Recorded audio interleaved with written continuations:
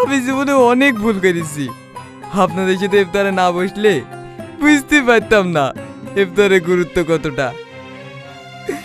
আমি কত দিছি বাবা, আজকের পর থেকে আমি প্রত্যেকটা রোজা করব।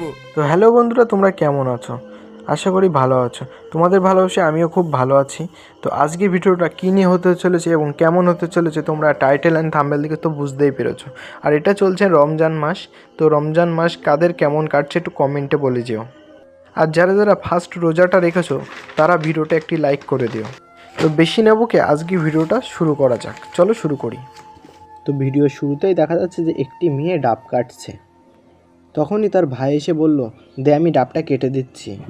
তার বোন বলল, না থাক আমিই কেটে নেব।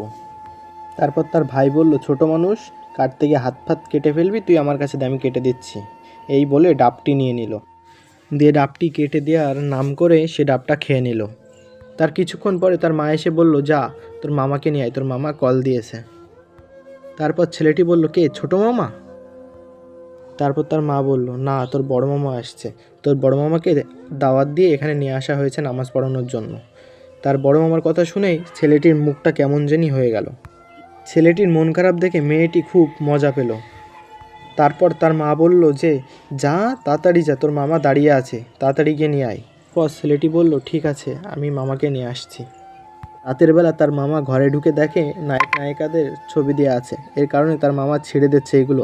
সেই কারণে ছেলেটা কিভাবে তার মামার দিকে তাকিয়ে আছে। তারপর বলছে, ভাগ্নে এইগুলো যদি তুমি দেয়ালে লাগিয়ে রাখো তাহলে কি ঘরে ফেরেশতা ঢুকবে?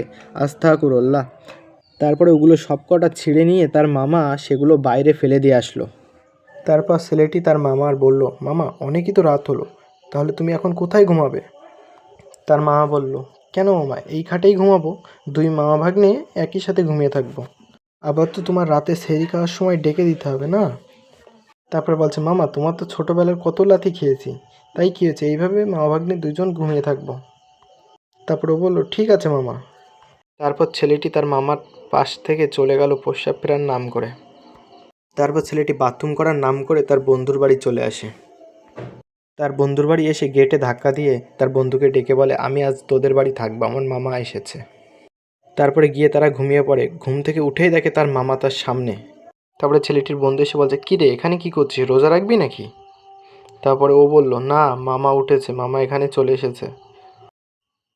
তারপরে শাহিন বলছে, কী রে তোর মামা রোজা রাখবো না বলছে, তাও জোর করে তুলে দিয়েছে, যারা আমি গিয়ে দেখছি। তারপরে শাহিন ঘরে গিয়ে তার মামাকে বোঝাতে গিয়ে তার মামা তাকেই বুঝিয়ে উজু করাতে পাঠিয়ে দিল।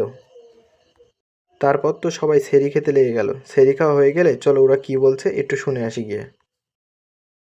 তোমার জামা কাপড় কাঁচা আছে তো? হ্যাঁ হ্যাঁ, ওর জামা প্যান্ট সব কালকেই কেচে দিয়েছি। জামা প্যান্ট কাছে থাকলে হবে নাকি? আমি দাঁড়িয়ে দাঁড়িয়ে প্রস্রাব ফিরেছি, কাল থেকে আমি নামাজ পড়বো।